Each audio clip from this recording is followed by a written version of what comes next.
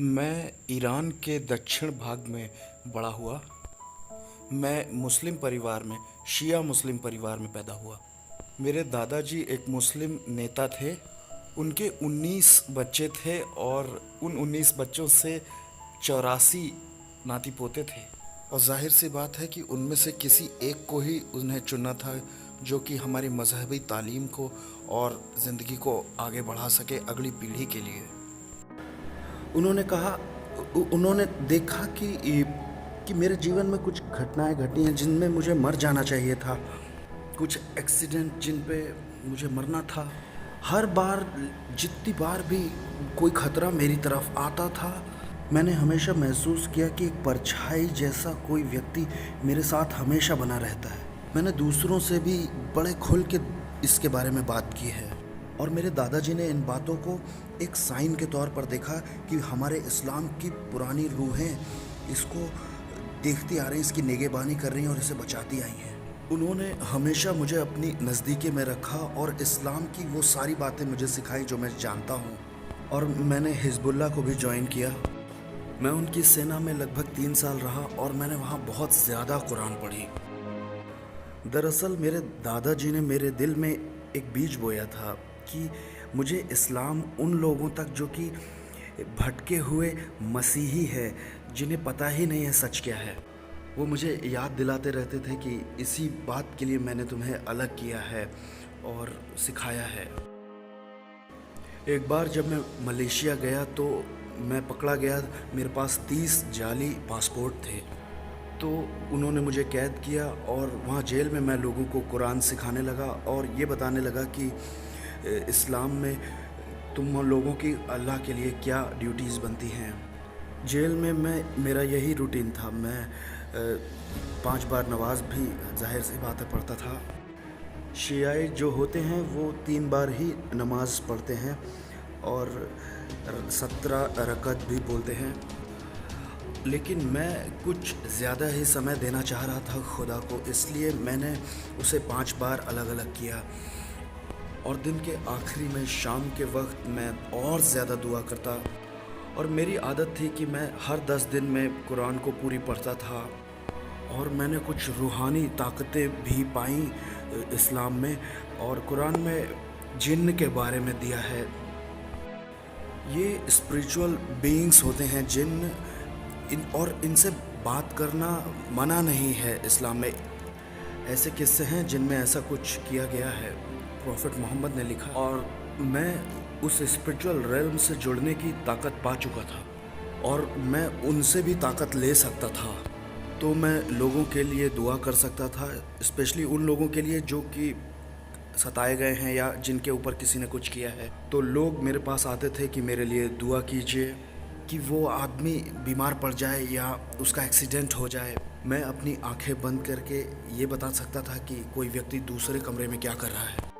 तो इसने मुझे और ताकतवर बना दिया था, और ताकत तो मैं कुछ और ज़्यादा पाना चाहता था। इसलिए मैंने और ज़्यादा समय कुरान में देना शुरू कर दिया। और एक रात मैं ऐसा ही कर रहा था। मैं बस कुरान की आयतों को मेडिटेट कर रहा था और वहाँ कुछ ऐसे शब्द मिले जो कई बार लिखे हुए हैं, कई बार लिखे हैं। उनका कोई मतलब नहीं है, वो कुरान के गहरे राज हैं। और जब मैं उन आयतों के बारे में बैठकर सोच रहा था, एक स्पिरिट उस कमरे में आ गई। वो मुझसे कहीं ज़्यादा ताकतवर रूह थी, वो जितना मैं काबू भी नहीं कर सकता था। और मैं बेहद डर गया और मैंने इस्लाम के सारी सच्चाइयाँ जो मुझे मालूम थी मैंने बोलना शुरू किया। मैंने अल्लाह के नाम लेना शुरू किया और कहा कि जाओ यहाँ से, जैसे सेटन आई रिब्यूक यू, इस तरह की बात। और मैंने उन सब बातों का इस्तेमाल किया, लेकिन कुछ भी काम नहीं कर रहा था। और मुझे ऐसा लगा जैसे मेरा गला घोटा जा रहा है, मेरे अंदर से जान बाहर निकाली जा रही है। और मुझे ऐसा लग रहा था कि जैसे मैं उस जेल में मर रहा हूँ। और मैंने जन्नत के खुदा को बुलाया, पुकारा चिल्लाकर, खुदा मेरी मदद कर। और तुरंत मैंने एक आवाज़ को सुना, जैसे आप मेरी आवाज़ सुन रहे हैं ना, ऐसे। उसने कहा, यीशु का नाम लो। और उस वक्त मैंने 1 सेकंड भी नहीं लगाया कुछ सोचने में। मुझे ऐसा लग रहा था मेरी हालत जैसे कोई पानी में डूब रहा हो, ऐसे इंसान जैसी थी। एक आदमी जो पानी में डूब रहा हो, उसे रस्सी दिखाई दे, वो कभी नहीं सोचेगा कि रस्सी किस रंग की है, वो बस उसे पकड़ लेता है। और मैंने भी ऐसा ही किया। मैंने कहा, यीशु अगर आप सच हैं तो मुझे अपने आप को दिखाइए। और आज के दिन तक भी मुझे कोई आइडिया नहीं है कि मैंने ऐसे क्यों कहा। मैं पीछे जाकर सोचता हूँ, मैंने ये शब्द क्यों बोले। मैं ये भी तो कह सकता था, यीशु मेरी मदद करिए। मैं नहीं जानता मैंने ऐसे क्यों बोला, लेकिन मैंने ऐसे ही बोला। और मैं ये लाइन ख़त्म कर पाता उससे पहले ही सब कुछ पहले जैसा हो गया। और वो मेरा कन्वर्जन नहीं था, ये मेरे कन्फ्यूजन की शुरुआत थी। यीशु किसी मुसलमान की मदद क्यों करेंगे? मैंने अपनी ताकत भर सब कुछ किया वो जो मैं कर सकता था एक अच्छा मुस्लिम बनने के लिए। मैंने अपने आप को अल्लाह की राह में कुर्बान होने के लिए भी, शहीद होने के लिए भी दे दिया था। मैं माइंस पर चलने के लिए तैयार किया गया था। गवर्नमेंट ऑफ ईरान भी ऐसे लोगों को लेती है जो कि खुदा की, अल्लाह की राह में अपने आप को कुर्बान करना चाहते हों। और ऐसा कुरान में भी दिया है। मेरे पास सरकार की मुहर थी अपने ऊपर। काफिरों को फांसी देने के उनके उस प्रोग्राम में भी मैंने कई बार हिस्से लिए हैं। जो मैं जानता था कि एक अच्छा मुसलमान बनने के लिए ज़रूरी है, मैंने वो सब किया था, जिससे अल्लाह को दूसरे लोग भी जाने। लेकिन मैं कहीं ना कहीं जानता था कि कुछ ना कुछ गलत कर रहा हूँ। ये इसलिए नहीं था कि मैं कुरान पर किसी तरह का शक करता था। मैंने तो कभी भी इस्लाम पर कोई शक नहीं किया। मैंने पूरा एहतिकाद रखा, लेकिन फिर भी पता नहीं वो क्या था। मैंने पूरी कोशिश की उसे भूलने की, लेकिन एक वो सवाल कि यीशु मसीह क्यों एक मुसलमान की मदद करेंगे, मेरे पास बार बार आता रहा। मैं तो मोहम्मद पर यकीन करता था, वो ही आखिरी नबी है, मैं ऐसा मानता था। मेरी नज़र में मेरा धर्म सबसे परफेक्ट था। यीशु को मेरी मदद के लिए क्यों आना पड़ा? और उन दिनों 2 हफ्ते तक मैं बहुत ज़्यादा कंफ्यूज रहा। इसलिए मैंने फैसला किया कि मैं दुआ करूंगा और फास्टिंग करूंगा और खुदा से खुद पूछूंगा कि मसला क्या है, मुझे रास्ता दिखा। कुरान में कुछ बातें हैं, कुछ ऐसी आयतें हैं जो ये कहती हैं कि अल्लाह के कई रास्ते हैं, उसके कई तरीके हैं। पहाड़ के किस हिस्से से तुम चढ़ते हो इससे फ़र्क नहीं पड़ता, लेकिन तुम्हें एक ही चोटी तक पहुंचना है। मैंने सोचा शायद यही खुदा का तरीका है। मुझे लगा कि शायद खुदा कुछ अलग तरह से है और मुझसे किसी खास तरह से मिलना चाहता है या बात करना चाहता है, और मुझे सिर्फ उसी रास्ते से उससे मिलना पड़ेगा। मुझे लगा इस तरह से तो मेरे सवाल का जवाब नहीं मिलेगा, इसलिए मैंने फास्टिंग की। मैंने अपने दिल की गहराई से बार बार ताकत लगाकर उससे पूछा कि क्या चाहते हैं आप मेरी ज़िंदगी से, कौन सा रास्ता आप चाहते हैं कि मैं चुनूं। 2 हफ्तों तक मैं एक ही जगह पर बैठा रहा और मैंने जितना जग सकता था उतना ज़्यादा दुआ की, और मैं उपवास भी कर रहा था। और जितना ज़्यादा जग सकता था मैं उसी जगह पर सो जाता और फिर उठ जाता और फिर दुआ करता, बार बार दुआ करता और बार बार पूछ रहा था कि कौन सा रास्ता आप चाहते हैं, और मुझे कोई जवाब नहीं आ रहा था। मैं बहुत ज़्यादा फ्रस्ट्रेशन से भर गया था कि भूलो इन सब को, बंद करो ये सब। मुझे लग रहा था कि मुझे नहीं लगता कि अब मैं खुदा को पा सकता हूँ या कोई रास्ता होगा। वहाँ तक मुझे लगा कि शायद खुदा है ही नहीं। मैं अपनी ज़िंदगी से डर गया था कि मैंने सब कुछ किया जो खुदा को खुश करने के लिए, लेकिन वो मुझे कंफ्यूज कर रहा है। और वो जो सब जानने की ताकत रखता है, उसे पता होना चाहिए कि मैं उससे मोहब्बत करता हूँ। और क्या फ़र्क पड़ता है कि मैं उसे किस नाम से बुलाता हूँ, मैं दिल में तो उसी से मोहब्बत करता हूँ ना। और अगर उसे फ़र्क पड़ता है तो मैंने उसे 2 हफ्ते तक पुकारा है, उसे बताना चाहिए, लेकिन कुछ नहीं हुआ। मैंने सोचा अब मैं अपने हिसाब से चलूँगा, अपनी ज़िंदगी अपने रास्ते लूँगा। अब मैं वो करूँगा जिससे मुझे खुशी मिलेगी। जब मैं ये सब सोच रहा था, उसी वक्त खुदा की सामर्थ मेरे कमरे में बाहर गई। क्या आप जानते हैं कि कुरान में सबसे बड़ा गुनाह क्या समझा जाता है, जिसकी कोई माफ़ी नहीं है? कि आप खुदा पर शक करें। शक करना उसकी बातों पर, उसकी टीचिंग्स पर। और मैं मानता हूँ कि मैंने ऐसा किया था। कुरान सिखाने वाले हमेशा आपसे कहेंगे कि खुदा खुद कभी किसी से मिलने नहीं आता, किसी इंसान से नहीं। और मैं डर रहा था कि मैंने वो गुनाह कर दिया है इस्लाम के हिसाब से, जो कि माफ़ नहीं किया जाएगा। खुदा की हुजूरी उस कमरे में थी और मैं इस बात से रूबरू हुआ कि वो कितना पाक है। ये जो कुछ हो रहा था सब एक साथ चल रहा था और मैं उसकी पवित्रता से रूबरू हुआ और एकदम से मुझे पाप का बहुत सारा बोझ मुझ पर मालूम हुआ। मैं जानता था, बस मुझे पता था कि वो जस्ट है, इसलिए वो मुझे मार भी सकता है, वो मुझे धरती पर से मिटा भी सकता है। और मैं तो एक गुनाह से भरा हुआ इंसान हूँ। मैं बिल्कुल चुप था क्योंकि मुझे लग रहा था कि मैं मर जाऊंगा। मेरे पास कोई दूसरा मौका नहीं है और वो इतना होली है, इतना पाक है, और मैं बुराई से भरा हुआ एक इंसान। मैं उस कमरे के कोने में भागा और मैंने अपने हाथों से अपना चेहरा छुपा लिया और मैं चिल्लाया, खुदा मुझे माफ़ कर, खुदा मुझे माफ़ कर। मैं बोलता जा रहा था, मुझे माफ़ कर, मुझे माफ़ कर, मुझे माफ़ कर, मुझे माफ़ कर। और जब मैं रो रहा था बुरी तरह से, तो एक हाथ आया जिसने मुझे कंधे पर छुआ और कहा, मैंने तुम्हें माफ़ किया।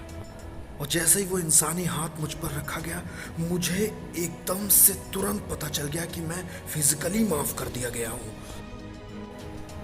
और मैं कुछ समझ नहीं पाया। मैंने कहा, एक मिनट रुको।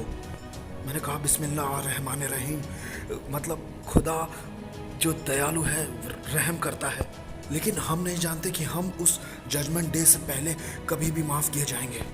इसलिए कुरान में ऐसी कोई भी आयत नहीं है कि मोहम्मद जन्नत में है। उसे भी इंतज़ार करना है हम सब की तरह ही, उस दिन का, उस क़ियामा के दिन का, द डे ऑफ रिजरेक्शन। और उस दिन हम सब का न्याय होगा। तो ये कौन सा खुदा है जो मुझसे कहता है कि मैं तुम्हें माफ़ करता हूँ और मुझे आज भी माफ़ किया हुआ महसूस होता है। और मैंने उनसे पूछा, आप कौन हैं? आपने कहा, मैं तुम्हें माफ़ करता हूँ और मुझे माफ़ किया जैसा हुआ महसूस हो रहा है। फिर उसने कहा कि मार्ग, सत्य और जीवन मैं ही हूँ। जब मैंने उन शब्दों को सुना तो मैं जानता था कि ये निहायत ही ज़रूरी शब्द हैं, लेकिन मुझे बिल्कुल नहीं मालूम था कि इन शब्दों का मतलब क्या है। मुझे अभी तक समझ में नहीं आता ये खुदा कौन है। इसलिए मैंने पूछा कि आपका नाम क्या है? यीशु मसीह, जिंदा खुदा, उन्होंने जवाब दिया। और जैसे ही उन्होंने वो शब्द बोले, मुझे ऐसा लगा जैसे मेरी हड्डी हड्डी बाहर आ गई है और मैं मुंह के बल उनके पैरों पर गिर पड़ा। मैं बहुत बुरी तरह से रो रहा था खुदा की हुजूरी में। मैं बस रोता रहा। 18 साल बीत गए इस बात को, लेकिन आज भी वो बातें बिल्कुल ताज़ा हैं। मैं भूल नहीं सकता जो प्यार, जो दया, रहम उसने मुझ पर दिखाया।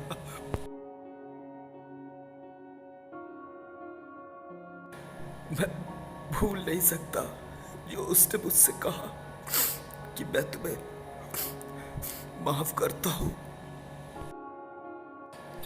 मैंने उस माफी को महसूस किया है। मैं सिर्फ उसके पैर पर पड़ा हुआ था। मैं रोता ही जा रहा था क्योंकि मैंने इतने साल लगाए खुदा को खुश करने में, लेकिन कुछ भी नहीं हुआ। और उनमें से किसी बात ने उसे खुश नहीं किया था। मुझे धोखा खाया महसूस हो रहा था कि उन्होंने मुझे बताया कि ये खुदा है और वो खुदा नहीं था। उन लोगों ने मुझे सिखाया था कि ये खुदा को खुश करेगा और अल्लाह की राह में मारो, जान लो दूसरों की। और ये खुदा कहता है कि प्यार करो दूसरों से, मेरी तरह दया करो, रहम करो मेरी तरह दूसरों पर। ये मेरे दिल के मुताबिक खुदा है। ये है खुदा की सच्चाई। खुदा है जो रहम करने वाला है, खुदा है जो माफ़ करने वाला है। मैं 2 घंटे तक रोता रहा उसके पैरों पर। मैं उसके पैरों पर पड़ा हुआ था और मैंने उसके चेहरे की तरफ देखने की कोशिश की और वो किसी टीवी स्क्रीन की तरह लग रहा था। और उसमें मैंने देखा बहुत सारे लोगों को, हर जाति, हर नस्ल के लोगों को, हर तरह के इंसानों को मैंने देखा। मैं जैसे जैसे एक एक इंसान को देख रहा था, वैसे वैसे उनके एक एक पाप भी मुझे दिखाई दे रहे थे जो उन्होंने किए। और मैंने कहा, खुदा ये सब गुनहगार हैं, ये सब पापी हैं, हम सब पापी हैं। फिर उसने कहा कि कितनी आसानी से मैंने तुम्हारे पाप माफ़ किए। और मैंने कहा, बहुत आसानी से। फ़ारसी में कुछ इस तरह से कहते हैं जैसे जितना पानी पीना आसान है इतना। और ये बोलने के बाद मैंने कहा, नहीं नहीं नहीं, उससे भी ज़्यादा आसानी से, पानी पीने से भी ज़्यादा आसानी से आपने माफ़ किया। उसने कहा, जितनी आसानी से मैंने तुम्हारे पाप माफ़ किए वैसे ही मैं इनके भी पाप माफ़ कर दूंगा, लेकिन इन्हें कौन बताएगा। मैंने कहा, मुझे भेजिए। उसने कहा, जाओ। और इस तरह से मैं एक मसीही बना। मैंने दुआ की कि खुदा मुझे एक बाइबल दे। जेल में किसी दूसरे हिस्से से किसी व्यक्ति ने आकर मुझे एक बाइबल दी और वो शख्स आया और उसने मुझसे कहा, ये है जो तुम मांग रहे थे, लो। वो इंडिया के बैकग्राउंड से था, वो उर्दू हिंदी मैं उससे बोल रहा था और मैं जानता था कि ये बाइबल है। और मैंने खुदा को शुक्रिया कहा कि मैंने रात आपसे दुआ की और आज सुबह मुझे बाइबल मिल गई। आप अद्भुत है खुदा, आप हो वो जिसमें सारी कुव्वत है। अब मैं इन बातों को समझा और इतनी जल्दी आपने मुहैया कराया। और वो है जो जिंदा खुदा का सच्चा कलाम है। मैं ये आपको बताना चाहता हूँ। मैं अपनी गवाही बताता हूँ ताकि लोग जाने इस जिंदा खुदा के बारे में। मैं नहीं चाहता हूँ कि कोई मेरी गवाही सुनने के बाद मसीही बने। मेरी गवाही तो सिर्फ मेरे लिए अच्छी है। मैं बस ये चाहता हूँ कि लोग ये जाने कि ये है वो सारी कुव्वत रखने वाला खुदा जो सब कुछ कर सकता है। और वो ढूंढ रहा है कुछ ऐसे दिलों को जो प्यार करते हो सारी इंसानियत से, सब लोगों से, अपनी सारी ताकत से। अगर आज कोई मेरी गवाही सुनता है तो मैं चाहता हूँ कि वो कहे कि जन्नत के खुदा, तू जो सच्चा है, सब कुछ बनाने वाला है। अगर यही बातें सच हैं तो मैं इसे चाहता हूँ और मैं आपको पूरा विश्वास दिलाता हूँ, गारंटी देता हूँ। जो आया, जिसने मुझे छुआ, जिसने मेरी ज़िंदगी को बदला है और पूरी तरह से मुझे माफ़ किया है जो कुछ मैंने किया, उसी ने मुझे ये भरोसा दिलाया है कि मैं उसके साथ जन्नत में रह सकता हूँ। इसी एश्योरेंस से वो उन्हें भी एश्योर करेगा और उन्हें भी वो उसी माफ़ी का स्वाद चखा सकता है जो उसने मुझे दी, और उसी प्यार का स्वाद। और ये प्यार यीशु मसीह का है। उसका नाम जलाल पाए हमेशा हमेशा। आमीन। मैं मुसलमान भाइयों और बहनों को सिर्फ एक ही राय देना चाहूँगा कि वो जो पूछते हैं कि क्या एक इंसान खुदा बन सकता है, बिल्कुल नहीं, कभी नहीं। ये असंभव है। इंसान खुदा नहीं बन सकता। लेकिन एक मुसलमान होने पर मैं ये मानता हूँ कि खुदा जो सबसे बड़ा है, सबसे ताकतवर है, जो कुछ भी कर सकता है, सब कुछ कर सकता है, तो क्या खुदा जो सबसे बड़ा, इतना बड़ा है, वो इंसान बन सकता है? क्या वो इंसान के शरीर में आ सकता है? हाँ, वो कर सकता है। तो ईसाई होने पर हम ये नहीं कहते कि यीशु खुदा का बेटा है क्योंकि खुदा ने एक बेटा पैदा किया है। नहीं नहीं, ना ना ना। लेकिन खुदा ने इंसान के शरीर में अपने आप को दिखाया है, पूरी इंसानियत को। मैं चुनौती देता हूं किसी को भी कि अगर वो पूछें यीशु मसीह को दिल से, अपने सही दिल से, और खुदा जानता है हम खुदा को टेस्ट नहीं कर सकते, हम खुदा से कोई सवाल नहीं कर सकते, लेकिन हम खुदा से पूछ सकते हैं पूरी तरह से एक हलीम इंसान बनकर, ये कहते हुए कि खुदा, सबसे बड़े खुदा, मेरे परिवार का कोई सदस्य बीमार है जिसे चंगाई की सचमुच बड़ी ज़रूरत है। मेरे पास सवाल है, मेरा दिल टूटा हुआ है, मैं चिंताओं से, डिप्रेशन से भरा हुआ हूँ और कोई डॉक्टर मेरी मदद नहीं कर सकता। मेरे पास कोई उम्मीद नहीं है। मुझे ऐसा लगता है जैसे मेरे पास सुकून नहीं है। अगर आप ऐसे पूछते हैं कि यीशु में कोई उम्मीद है, क्या यीशु में मुझे चंगाई मिल सकती है, क्या मेरे परिवार के सदस्य को चंगाई मिल सकती है, मुझे किसी तरह से उस डिप्रेशन से निजात मिल सकती है, यीशु के नाम से मांगिए, आपको मिलेगा, क्योंकि वो ही खुदा है। आप खुद जांचो और आप पाओगे, और ये है जो खुदा है।